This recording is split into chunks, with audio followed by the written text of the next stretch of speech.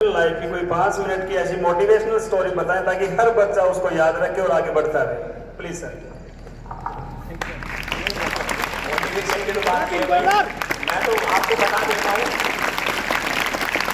मैं भी एक छोटे से स्कूल से ही पढ़ा था और बहुत ही छोटा स्कूल, और फिर उसके बाद गवर्नमेंट स्कूल से 8th 9th 10th +2 मैंने की है।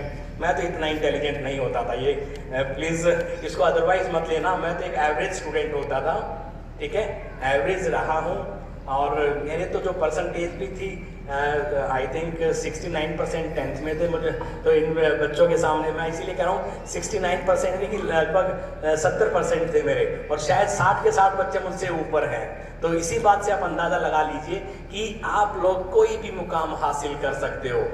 आप लोग मुझसे तो कहीं ज़्यादा टैलेंटेड हो, और लाइफ में स्ट्रगल आएंगी, ठीक है, स्ट्रगल आएंगी, पर उन स्ट्रगल को आपको पार पाना है। फेलियर भी होंगे, पर हर फेलियर से सीखना है। ऐसा नहीं है कि एकदम से कामयाबी हासिल हो जाती है, और एकदम से अगर हो जाती है ना, उस कामयाबी का एहसास भी नहीं होता। ये सच्चाई है। कामयाबी का एहसास तभी होता है जब वो फ्रूट मैच्योर हो जाता है, पक जाता है, तब हमें मिलता है। हमें उसकी स्ट्रगल का एहसास होता है, हमें उसकी अहमियत का एहसास होता है, हमें उसकी इंपॉर्टेंस का एहसास होता है कि हाँ, ये हमें अगर अचीव हुआ है तो कितना कष्ट हमने सहा है, कितनी रातें हमने गुजारी हैं बिना सोए हुए। तो इन स्ट्रगल के बाद ही कुछ अचीव हो पाता है। और मैं तो बताया शर्मा ने कि कोई मोटिवेशन का ज़्यादा सा है नहीं मेरे पास। मैं तो एक एवरेज बिलो एवरेज स्टूडेंट रहा हूँ।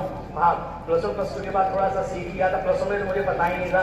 अब इन बच्चों को कम से कम ये तो पता है, मेडिकल ले लिया हमने, तो मेडिकल भी ले लिया था, मैथ्स भी ले लिया था, फिर टीचर हमें एक ही सब्जेक्ट के पढ़ाने वाले थे।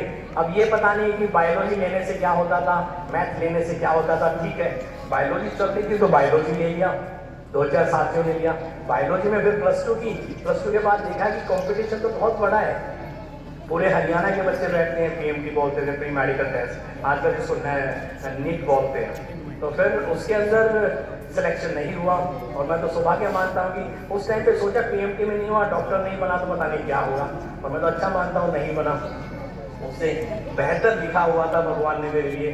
तो फिर ग्रेजुएशन में और कई बार बता देता हूँ कि जो मेहनत करेगा उसको रिजल्ट मिलेगा। आप टाटा या अंबानी की फैमिली से बिलोंग नहीं करते हो कि आप गोल्डन स्पून या आप सिल्वर स्पून के साथ पैदा होंगे, आपको कुछ करने की जरूरत नहीं होगी, आपके वेल एस्टेब्लिश्ड बिजनेस होंगे, ऐसा कुछ नहीं है। अगर आपको हमारे जो लोअर मिडिल क्लास फैमिलीज है, यहाँ तो मिडिल क्लास फैमिलीज में नहीं है, सच्चाई है, लोअर मिडिल क्लास फैमिलीज है, इनको अपलिफ्ट करना है तो सिर्फ इस धरती पर एक ही तरीका है कि उसके बच्चे कामयाब हो जाएं। और बच्चे कामयाब तभी होंगे जब वो मेहनत करेंगे, और सिर्फ मेहनत ही एक ऐसा तरीका है जिससे आप अपनी फैमिलीज को ऊपर लेके जा सकते हो। एक बच्चा एक फैमिली में कामयाब हो जाता है ना, तो वो कई जनरेशन को सुधार देता है।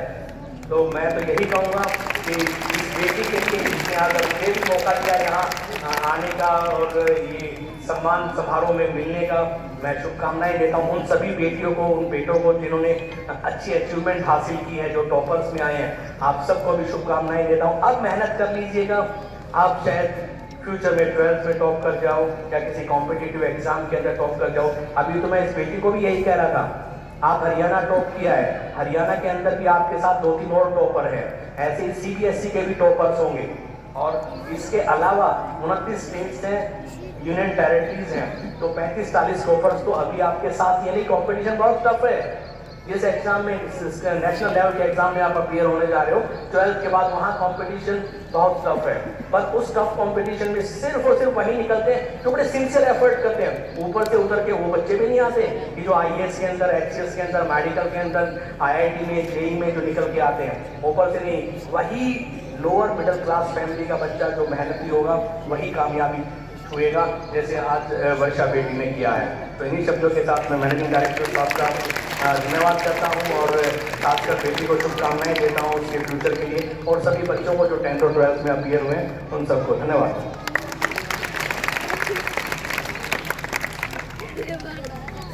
फर्स्ट